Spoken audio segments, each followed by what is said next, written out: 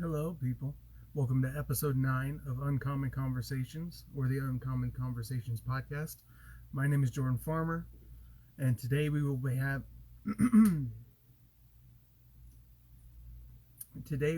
having Daniel Wilson on, who's running for Congress, and we're going to go through a variety of topics, including advice that he has for other candidates, issues with the two-party system, and a host of other topics. I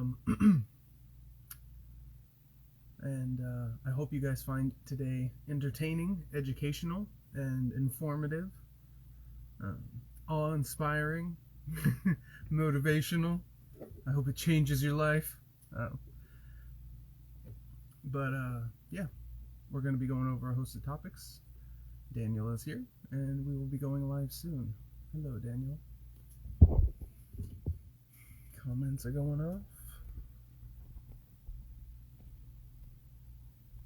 No, you got it in there. Did you ever hear the tragedy of Darth Plagueis the Wise?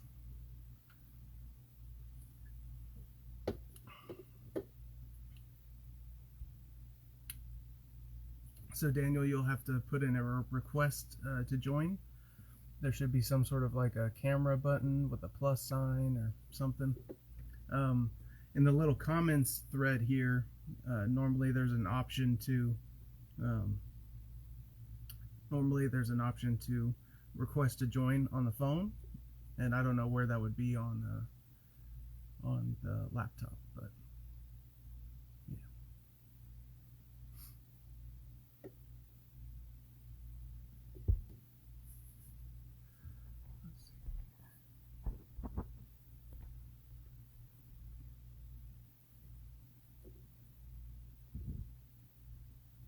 Yeah, it might have to be on the phone. I don't know. I've never done it on the laptop before. I've tried going onto a laptop before, but never tried joining a live through it.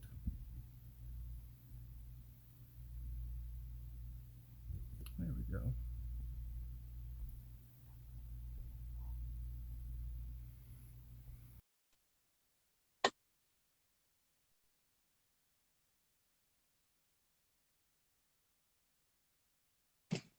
All right. Hello, sir. How are you doing? I'm good. How are you? Do these headphones here.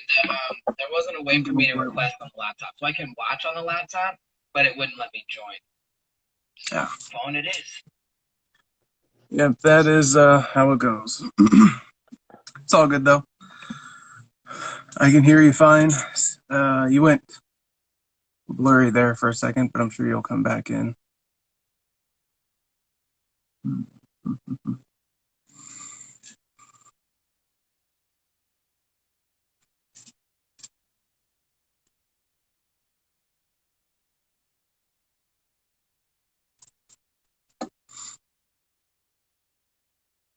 Do do do do do do do do. You'll have to come back on.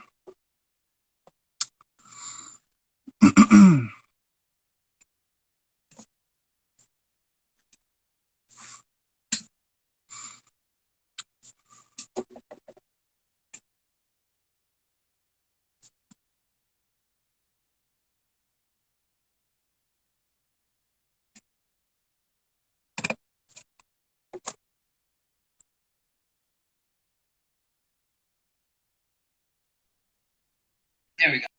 I think we're Hello in again. All right.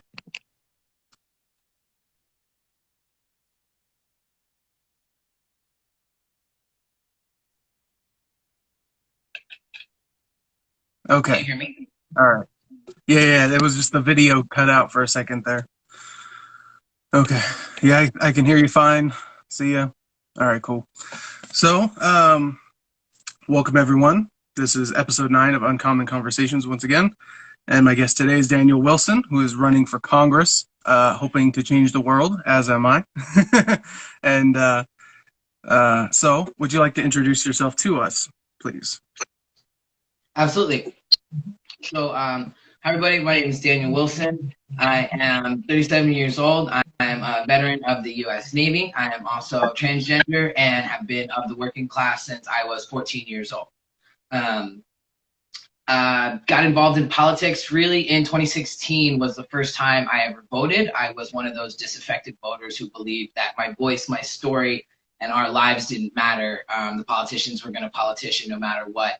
And regardless of what anybody believes about this gentleman, it was Bernie Sanders who stood up and fought for us and was what showed me for the first time, again, regardless of his policies, was a politician that showed us what it looked like to be fought for and cared for, and somebody who was fighting for us and not the corporate establishment and not for their greed and their wealth.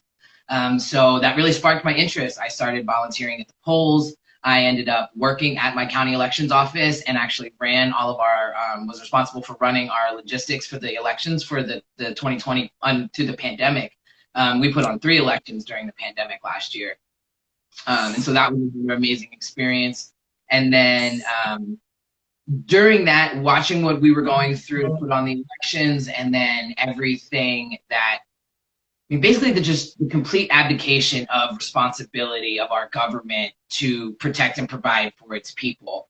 And we can discuss, we agree on failing. We may not agree on the solutions and what they should have done, but we can all agree, I think, that our government failed us last year in a variety of ways. And so I just couldn't keep screaming into the void anymore and watching nothing happen and watching it actually get worse and more destitute, and our homeless numbers spike, the food lines explode, miles long in my own city here in Oxnard.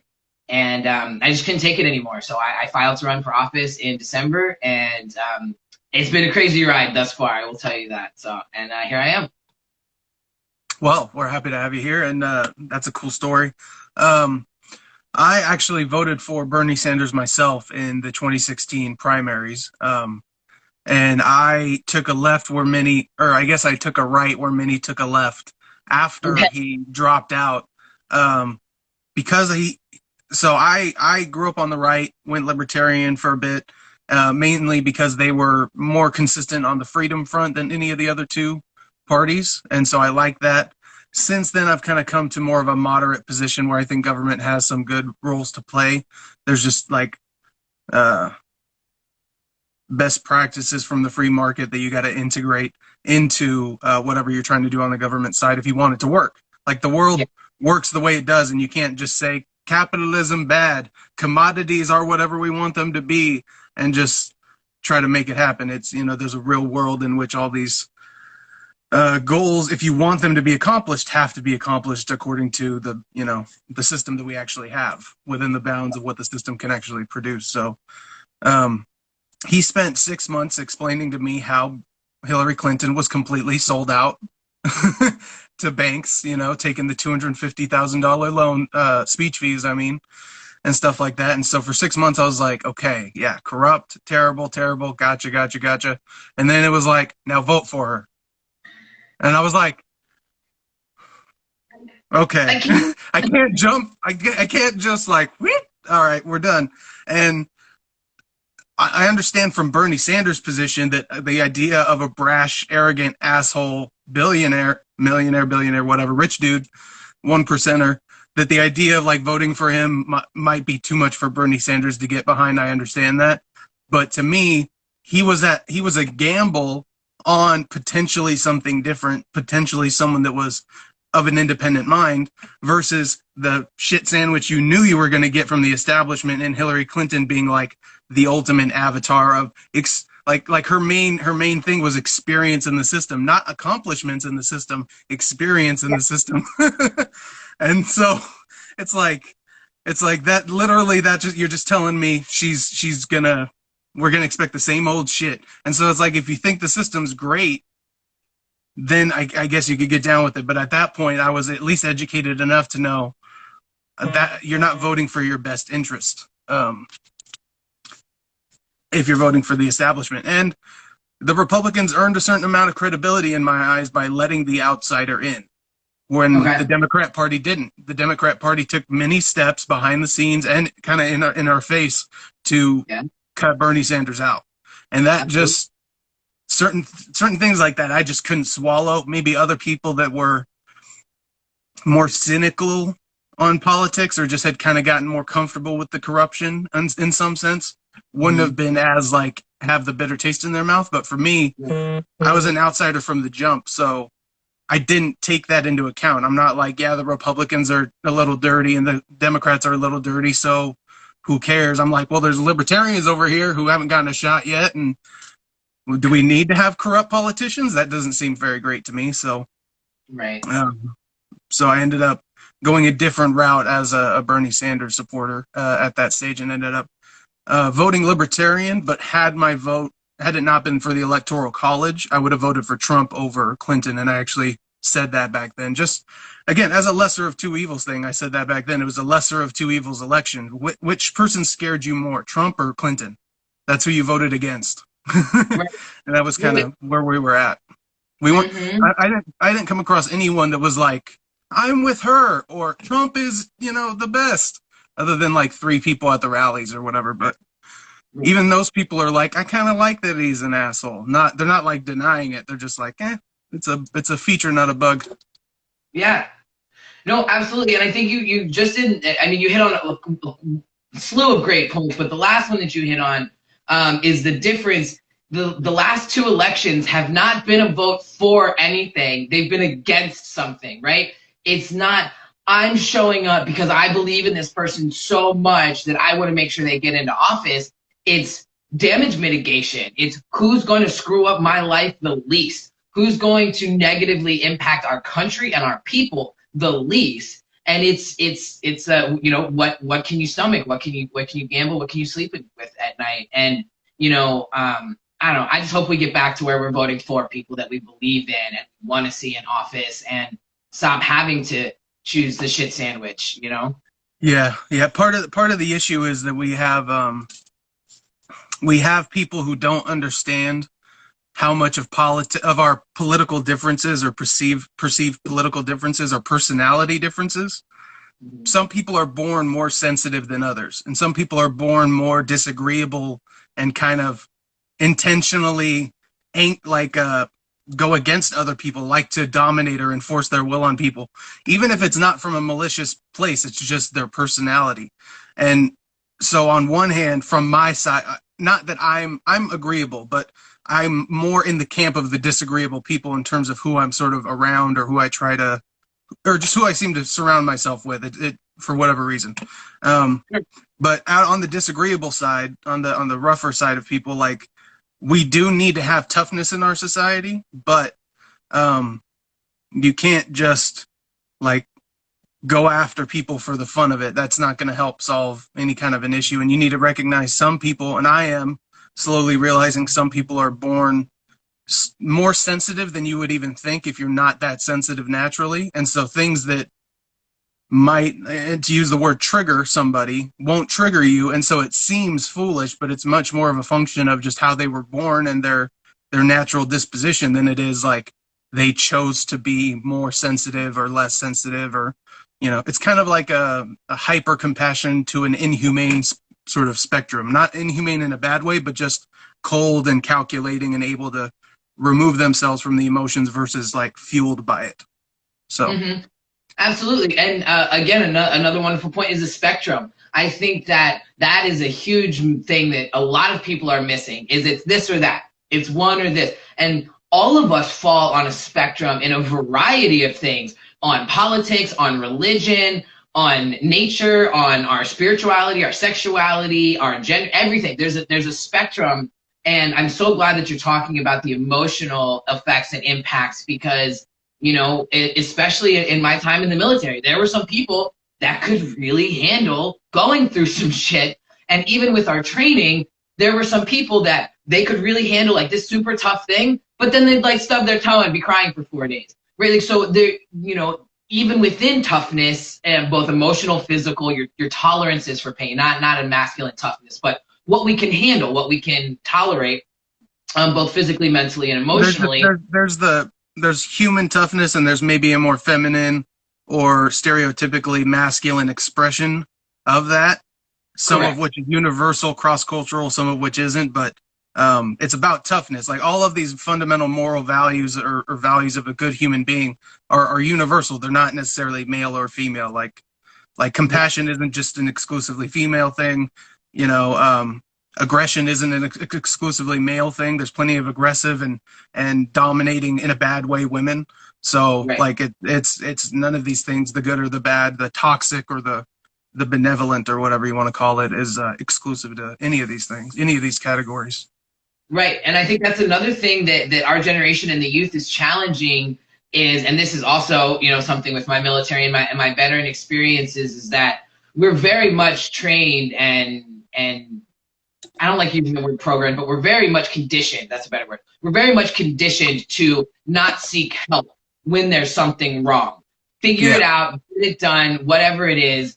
And, in a time of war, in a time of crisis, those are good skills to have conditioned into you because you need to be able to react without having to think. However, that doesn't turn off when we come home. That doesn't turn off when we are no longer in those battle situations. And then so we are left with a large swath of our veteran population who needs help badly, either physically or mentally. They need help and they don't seek it out because they're told, you're a man, you've got to be tough, don't be weak. Seeking help is weak. Having emotions, having compassion, believing Mm-hmm. in one another and supporting one another is seen as weak or fragile, and it's quite the opposite. And so I love that we're challenging and pushing back on that and to say, that as a man, it is okay to cry and show emotion and support your brother and support your sister and, cry with them, hug with them, celebrate with them, and to go through all these things. And that doesn't make you any less or more of a man or a woman. And it makes us more human. And I think that that's what we're all really starting to hone in on, is that we're just damn human. And there's so much more that connects us wherever we fall on these spectrums. There's so much more that links us together than divides us, but they don't want us to know that. And that's the point. Yeah, absolutely. And you sort of touched on you touched on the intersection of mental health issues and homelessness and veterans coming home and not having the help that they need.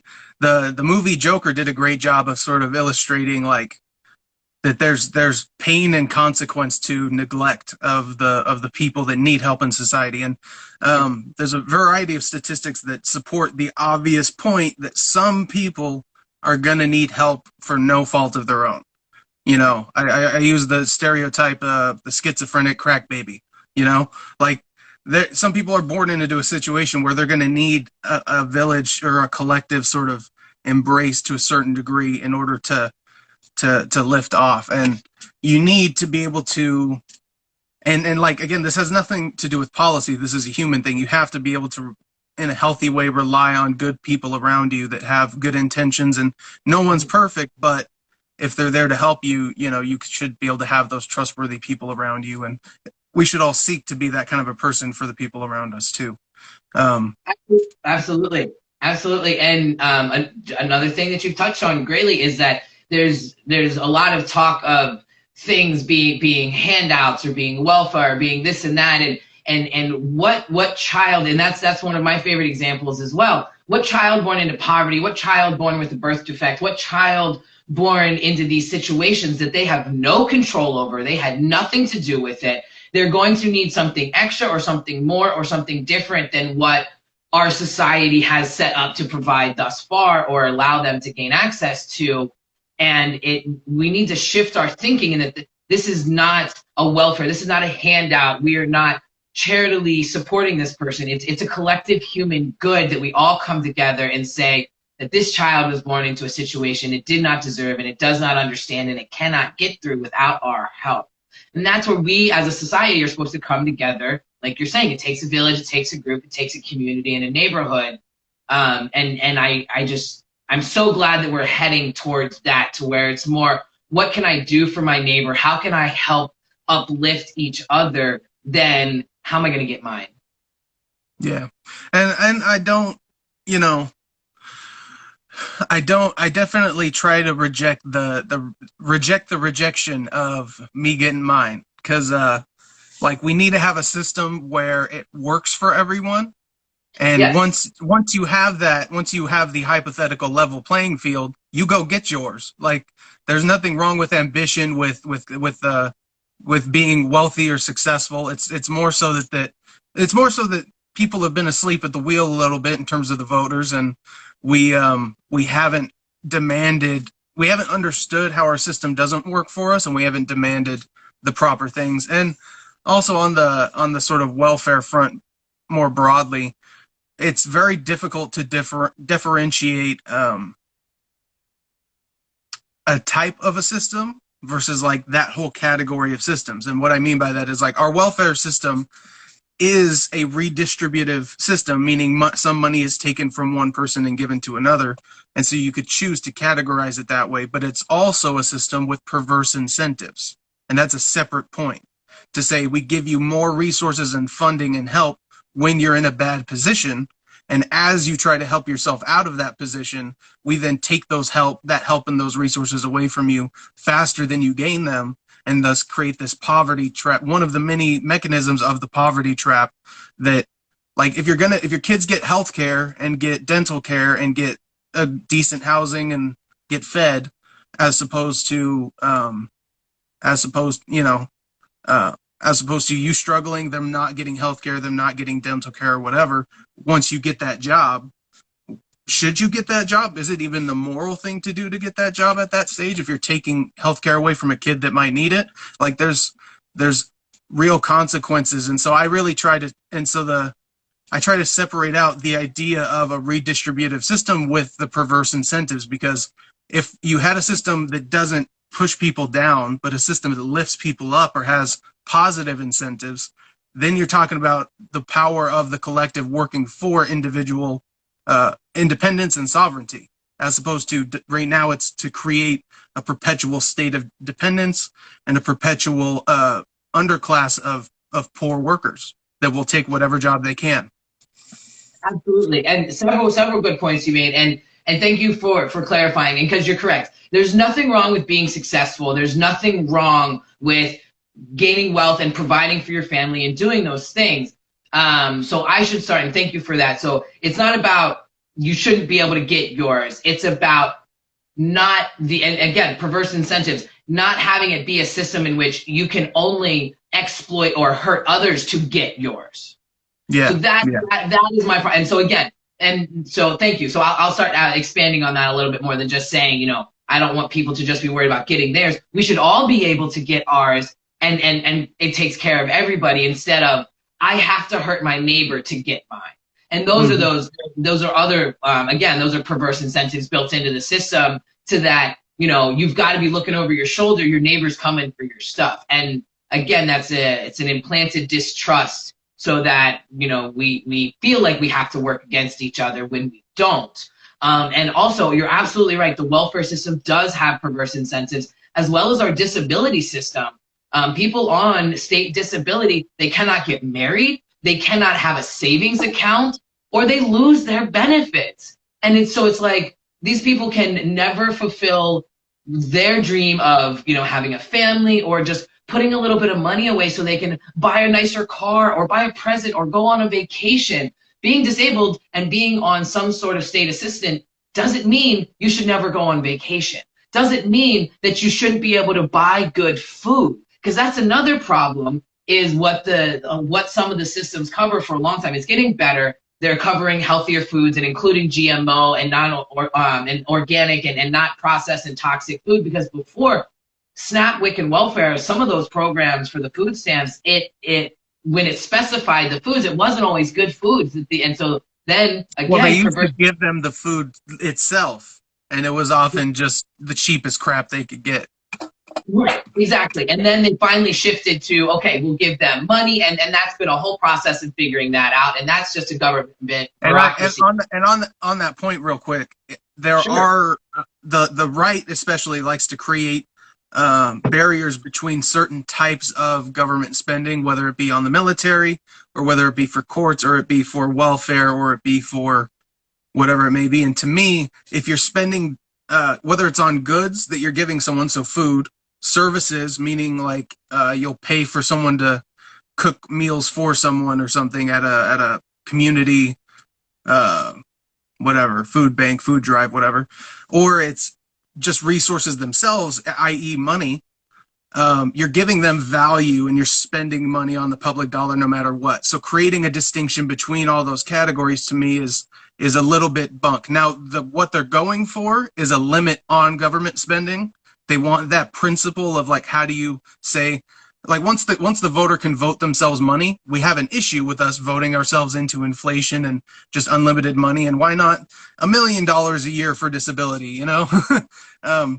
And the way you solve that, or at least my way of solving that, is that the data shows you get the most growth in the economy when the government spends between 25 and 30% of GDP. So we should not be spending more than 30% of GDP under any circumstance. So you can make that a constitutional amendment for federal, state, and local all combined. And then you now have that limit. And so it's how do we make the most of that 30%?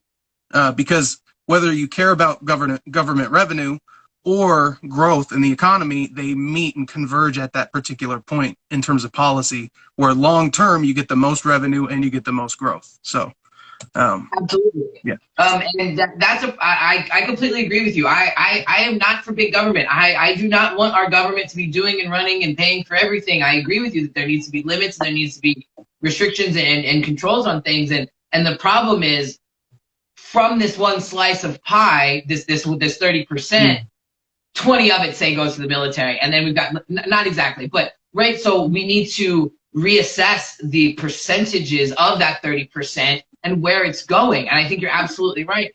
You know, and there's also a misstep in not talking about making sure that our citizens are and our residents are healthy and have the basic housing and the food that they need, that's actually a matter of national security and national preparedness and our own ability to continue providing and growing our economy. Sick people can't work, right? Yeah. Homeless people don't work. If 80 million people are that close to getting kicked out of their place, we're not a robust economy ready to go to war. You know, we have people that are barely friggin' eking by, and that doesn't make for military preparedness for sure. Exactly. And so people argue for the military. Our people have to be strong and healthy to be able to do that. So yeah, sorry, go ahead. No, I don't know. Yeah.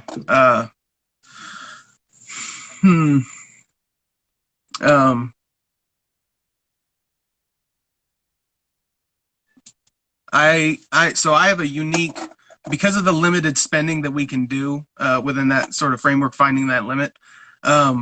My approach, I think we waste too much on our military, but I don't necessarily think we have to spend what we have to spend to stay prepared, and that's a matter of being efficient with how we spend our money and stuff. But we definitely, like, our military budget, if you take away the VA and everything, it's like 1/5 or so. Yeah, like 1/6 or so of the budget of the federal spending every year. So it's not a giant chunk. It's like 17%. It might be too much. It's like 730 billion now, and it keeps going up. And I think it should just be capped probably at about 700 billion. All of these programs, to some degree, I think should be capped at some percentage of GDP. But on the welfare program front, my moderate policy idea is just to have a decentralized system. So the issue with like a normal NHS in the UK, or the various welfare programs, the single payer healthcare programs that are typically advocated for, is the government is put in charge of the pricing. And that's just kind of an impossible task to set the appropriate prices in a complex system with, you know, hundreds and hundreds of products. It's like, how do you know what it should be for? And you have a centralized control so that if they make a good decision, yes, everyone benefits, but if they make a bad decision, everyone pays. If you had a system where it was more decentralized and like in the free market, you have the consumer in charge. So you have all consumers making decisions about pricing and what is it worth to them at this time and for this reason. And it allows for the allocation of capital in a responsive way. Wherever you're getting the most demand signals, you then put capital into to expand production, make more money in the short term. You increase supply, then that brings prices down, and it all kind of is always, it's this dynamic, ever-changing system. If you had a universal health savings account system where everyone just got $2,500 from the government for their healthcare needs every year, and you earn, say, $3,000 a year, so $250 a month, and you had it to where that money is in sort of this larger system where we can all loan it to each other for up to 5% interest. And so that gives you a guaranteed leverageable income for your month-to-month expenses, $250 a month. But it would also, so prescriptions or whatever it may be, counseling. And again, it's totally flexible because it's just the resources. Or you can, when you need help in those emergency situations, you can, so if it's 5% principal, 5% interest, that is you can leverage up the $3,000 a year to a $30,000 loan, which is about enough to cover pretty much any surgery, any car. I need money for 6 months to pay my bills to get the next job. It's, very flexible for and those are the two types of welfare needs, the month to month and then the big expenses.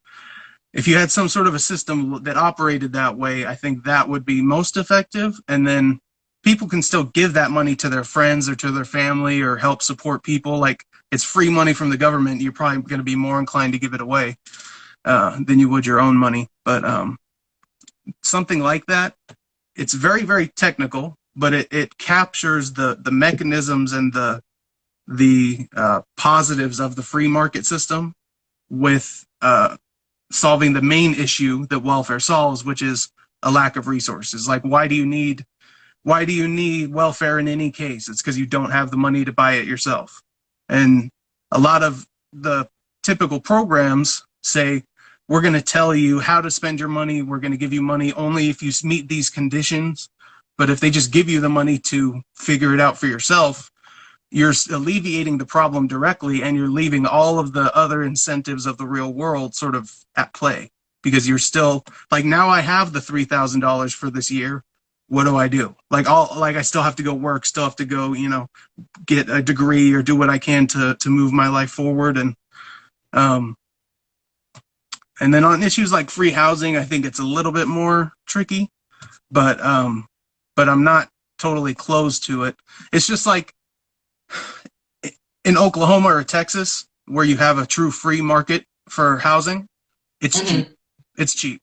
And in California, where it's very difficult to build because of over regulations and the government just slowing down the process, supply can't meet up with demand, and we just have high pricing for that reason. So maybe housing should be free, but maybe housing can be made cheap enough to where it's not as much of a burden. Like, if rent was half of what it was now, if mortgages were half of what they were now, you're different ball game, right? Right. No, and I agree with absolutely a lot of what you're saying. And I knew I threw a lot at you there, so I apologize. I can no just, it just comes out. That's it. I love though that, again, that the youth and we're so engaged and committed to having these conversations and pushing these things forward, because we know that it's our lives and our future on the line, and that, obviously what we've been doing isn't working because we're having the problems that we're having. And so we need these robust conversations and ideas. So I'm glad that you have them. Thank you so much for sharing them with me. I still think that a universal single payer is in our better interest. Now, I don't have all the answers for all the details and how that would exactly work, and I can absolutely see the issue with the central body deciding prices. That's a huge problem and a huge task. So I can see, and see, here's some of the misnomer is that people think that if we go universal single payer, that if the government provides our healthcare, that they're going to be actually your doctors. They're going to be actually like, there's this misinformation about that, government healthcare means your doctor's office is going to turn into the DMV. And that's not true. There will still be private providers. There will still be hospitals. There will still be. It can mean that that's what it looks like. It can mean that it looks like the DMV.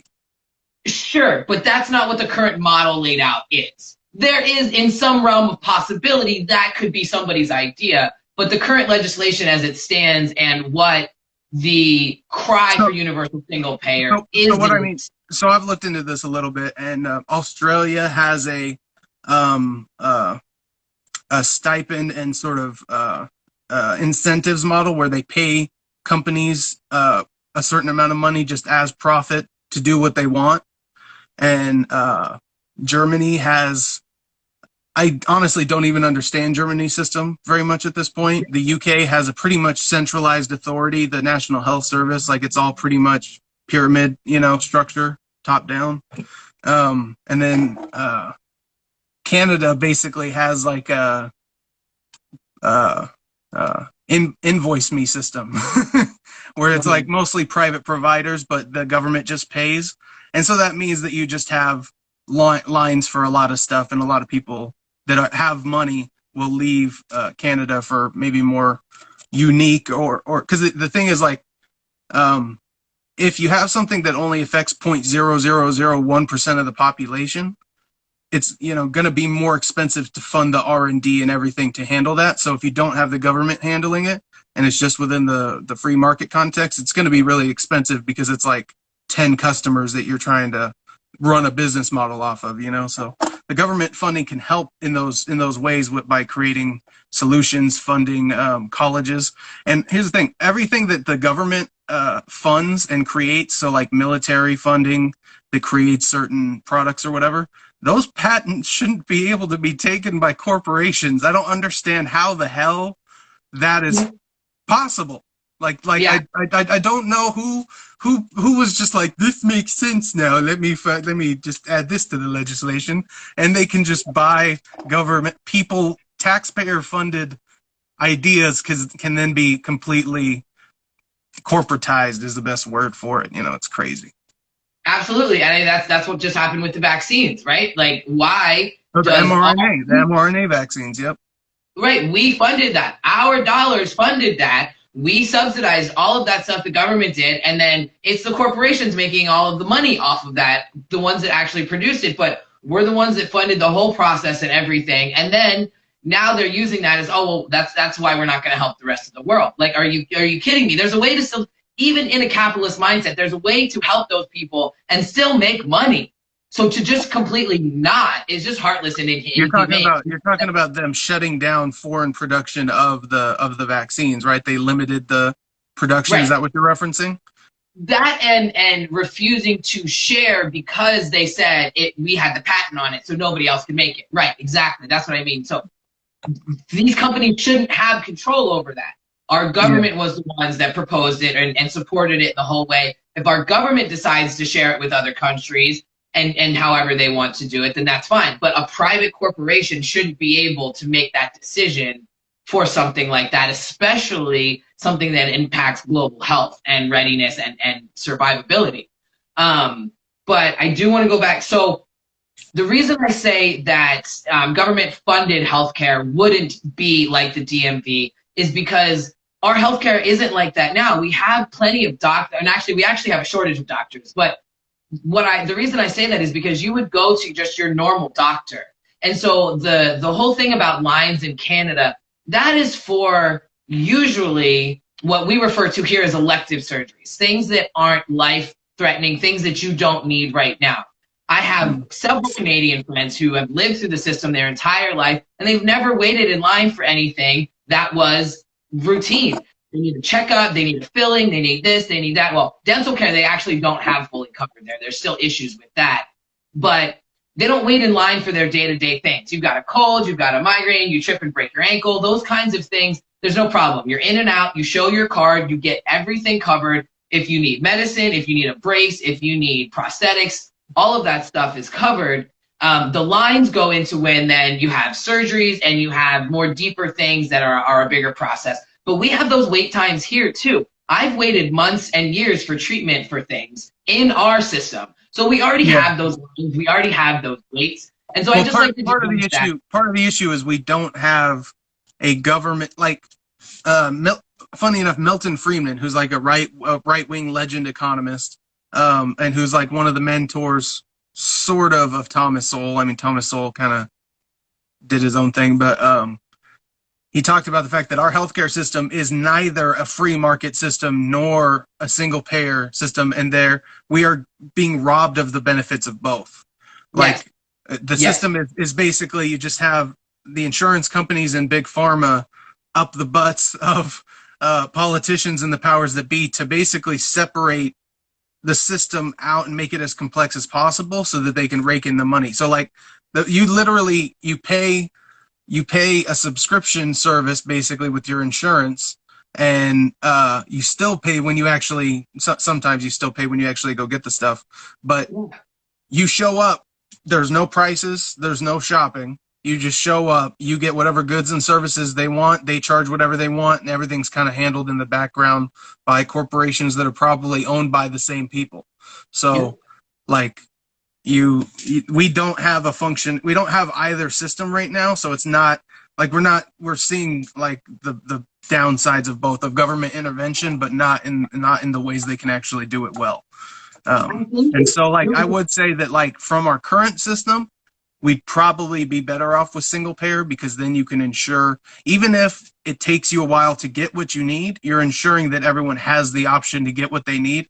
And a lot of what is lost is when you don't have access to healthcare, or if you just, even if you don't have an interest in it, you're uninformed about your health issues. And so many preventable diseases go unchecked until they have hit a level where they're too serious. And so if you had, however you got there, if you had people more connected to healthcare services and goods, it would be a lot better for us and we'd be healthier. And a single payer system would be better than what we have now. And I think my hybrid system is my personal ideal, but I'm willing to recognize like our system right now is very messed up. Sure, and I think your hybrid system is not wrong. And so what I was going to get to with that is I can see the problem with having a central body and having our government trying to figure out prices for things that they're not involved in. And so what I was getting to is that, so because we'll still have private doctors, because we'll still have private hospitals, that just who pays is the only thing that would change. Like, we're not going to go level all our doctors' offices. You're not going to never see your doctor again. That's not what this shift would be. And there's some intentional fear mongering with that, to tell people you're never going to see your doctor again. You're not going to get to choose anything. And in fact, it would actually enhance and increase our choice, because then we get to go to whatever doctor we want. The in-provider, in-network restriction goes away. And then you're absolutely right about the flaws of the system being that it's neither, but both. At this, right? We don't have we one. Get the bad side of both. Right. We get because neither one is fully running, we get the worst of both. And so we fall through the cracks. And then because there isn't because there isn't regulation, and it's kind of mostly just, like you said, the hospitals and the doctors, they charge whatever they want. And it's usually the more corporate, and it's crazy to find out that hospitals are for profit. And in some sense of the word, it makes sense if it's just to at least sustain themselves, upgrade their equipment. There's nothing wrong. Again, there's nothing wrong with making money. It's, are you doing it at the expense of people's health? Are you doing it at the expense of your employees? Are you doing it at the expense of our health and our safety? With something like healthcare, there is an inherent contradiction between the idea of curing someone and keeping them as a customer. There are automatic conflicts of interest between those two goals. So you can't negate that. And no one can argue that the system isn't currently being manipulated by the powerful pharmaceutical and medical companies to pervert the system towards their ends. Like, there's no, even if you don't want to say an individual doctor is messing with the system is definitely bent in the wrong way. Right, and it's rarely an individual doctor. It's usually some sort of system that is manipulating the doctors. Even the doctors aren't taken well care of now. Our nurses are exploited. And to be honest, we would have a lot if you more. have to go into $200,000 worth of debt just to become a doctor, and it takes you till you're 31. That's its own separate thing. Like, why, when most people want to be a doctor, they want to be a doctor at 12 years old, but they have to go through 12 years of getting approved to go to medical school to then become a doctor. They could be a doctor probably at 21 or 22. It's a separate point, but somewhat related. Absolutely. With the doctor shortage. That's actually a huge point that I want to make as well. So I'm going to put a feather in that and come back in just a minute, or a pin in that. But so you touched on a really good point just a few minutes ago about the intentional complexity of the system, both in the insurance, figuring out what you want, buying yourself. My friend posted the other day and he was like, I just tried to go to the healthcare market and like buy myself for the first time and I'm having a panic attack. Like, what does all this mean? What am I doing?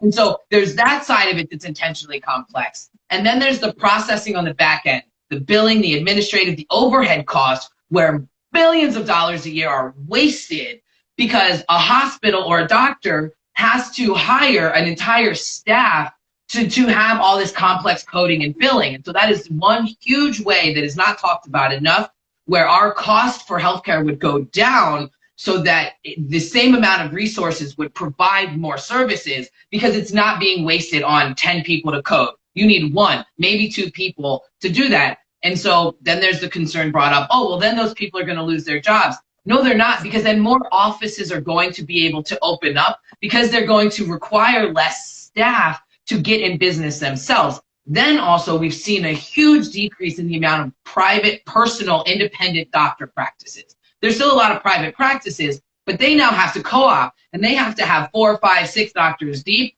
or go in with a corporation who funds the building and stuff, and then they get a measly percentage instead of you being able to go to your doctor down the street that you've been going to for years, because that doctor had to shut down because he couldn't afford to stay in business with all this overhead cost. So we lose private family practices, and they're forced into these corporate conglomerations where they lose their autonomy, they lose their ability, they're forced to double book, the patients receive less care because they have to book 10 people to make their insurance quota for that day or to meet these billing needs, right?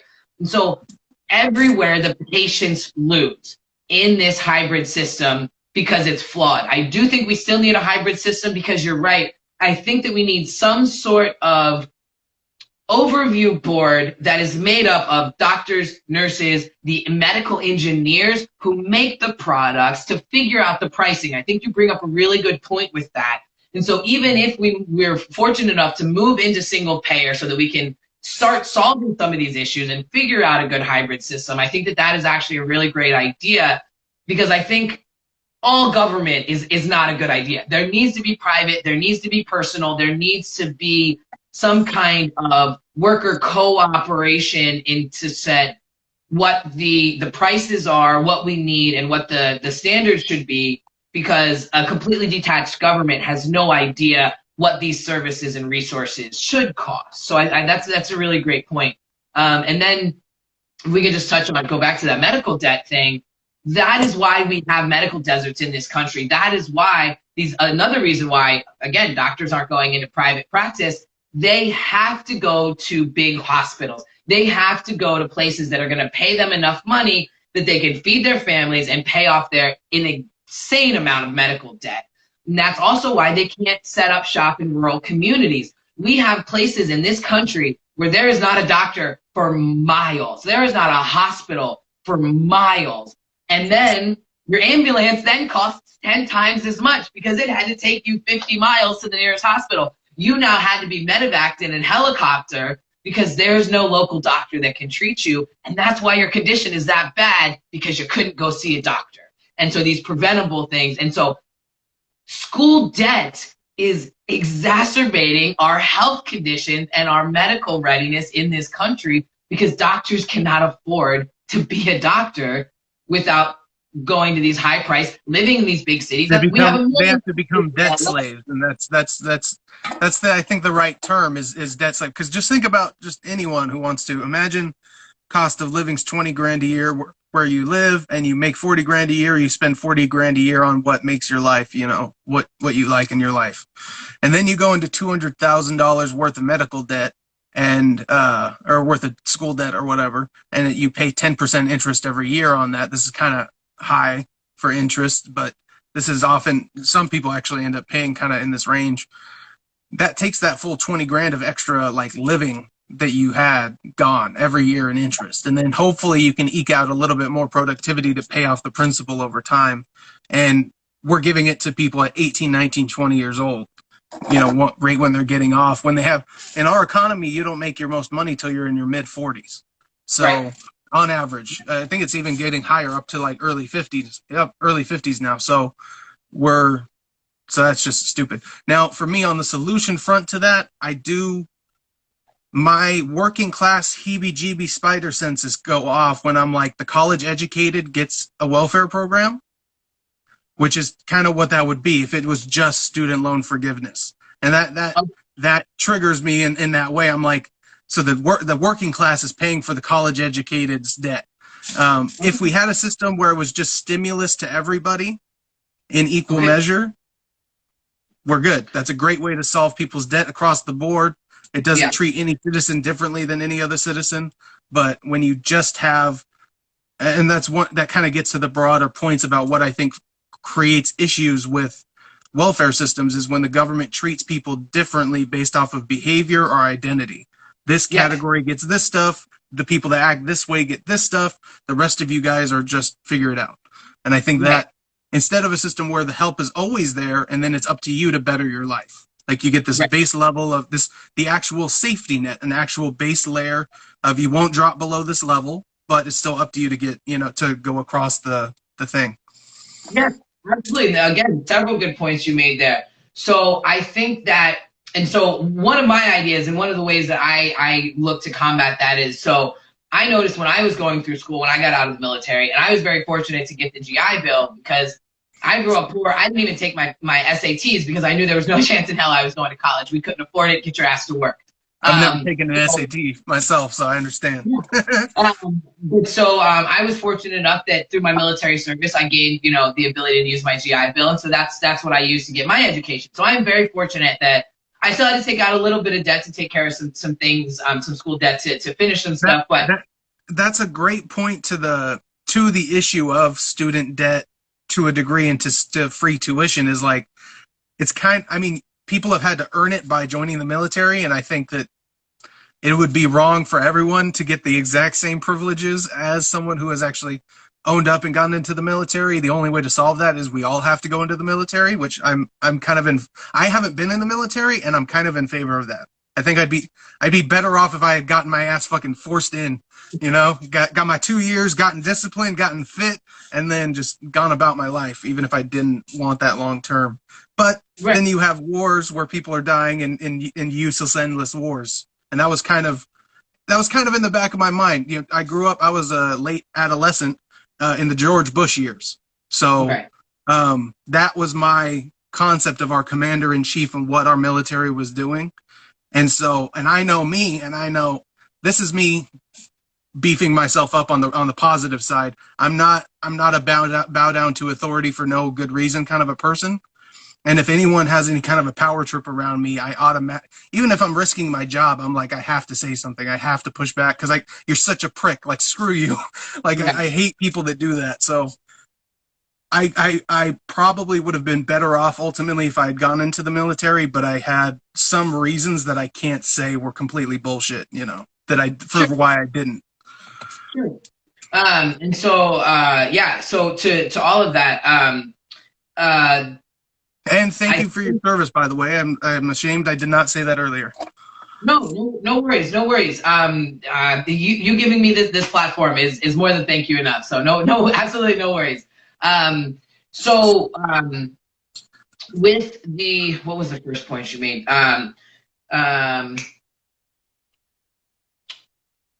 Canceling the debt. So you posted something that was interesting the other day about, we're all something about being forced to go to college, but then get the HVAC worker that makes more money. So one of the things that I think is a huge miss and a huge failure, and something that I experienced, or I didn't experience, but I watched happen to friends of mine when I was going to school, is that trade programs aren't covered in financial aid. If you're in an auto shop, if you're in the firefighter club, if you're in the nurses program, or if you're in the dental hygiene program at our local community colleges, which we're here very fortunate. It's a working class community. We have 3 community colleges, a commuter university, and the 3 community colleges are connected. So you can register at one and take classes at any of the 3. It's one of the best systems I've ever seen. It's phenomenal. However, if you go, instead of taking and you want to say go into communications or business or math, whatever you want to go into, versus you decide to go into the trade program, you lose your financial aid. You are not given federal financial aid if you go into a trade program. What is wrong? What? Are you serious? Yeah, that's ridiculous. So part of my thing is I do think we should cancel all student debt. There's different ways to do it. We need to remove the burden that currently exists. And I'm not sure I have all the answers on how to do that. I don't know if I lost you. No, just the video. The audio's still good. The video connection is a little choppy, but I'm following you. Oh, you're good. Okay. You're back. If tuition so I think K, from pre-K all the way up through your bachelor's and or a trade program, whatever certification you choose to go to after high school would all be covered. Masters, private universities, Harvard, Stanford, we can't tell them what to do. But publicly owned community colleges, state universities, we can get rid of tuition at these schools. We can provide and make sure that, but not just because you're going to go get your bachelor's. These HVAC workers, if you want to go get your welding, we need to beef up our trade, because our carpenters, our electricians, all of these industries are dying. My grandfather served in both the Army and the Navy, and he was a carpenter for the rest of his life. And he was so proud of himself and his ability to provide for his family. He didn't need to go get an education as far as, a bachelor's degree. And we've gotten shifted to where it's held up that you need this degree to do something. Well, let me tell you, I'm a veteran that graduated with a bachelor's in history, and I couldn't wipe my ass with that damn degrry. I was lucky to get a supervisor job at Starbucks. It's sad, but it's true. That's a flaw of us telling everybody that you can only live and survive if you go get a degree. Now there's so many degrees that they don't matter. They don't matter. They're now requiring a degree to get a $15 an hour job. Mm-hmm. What do the workers who don't have that have a damn shot? And then how am I going to pay off? I'm, again, lucky to not have the debt. But if I did graduate from college with this insane amount of debt, I can only get a job making $15 an hour. That's not enough to cover my rent and living expenses, let alone the loans that I have to pay. Right? So I do agree with you that there is a problem with making the predominantly working class carry the burden of canceling student debt, because the working class predominantly carries the burden of our taxes in this country. And I think one way that we can definitely do that is we need to tax the wealthy a lot more. A real trick on this point, because the right wingers, their counterpoint is that the top 10 or 20% of income earners pay most of the taxes, and that's true. It's the top 1.5% that get away with paying nothing, and that is the issue. It's not, right. And it's not that we hate them necessarily because they're rich. It's because they're literally just not paying their fair share because of capital gains taxes, dividend taxes, and various other things. Not being taxed as income in the progressive structure that normal income is taxed in.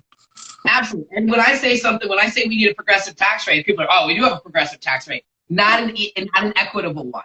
Yes, it increases, but that doesn't mean that it's equitably increasing. The 1% pay less of a portion of their wages to taxes than we do. We pay more. Yes, it's 5% compared to their 20%, but that 5% has a much greater impact, and I'm just making up numbers, but that 5% has a much larger impact on my life than 20% does on them. So yes, it's technically a progressive tax that we currently have. It's not an equitable one. Yeah, I'll give you some specific examples to highlight this point.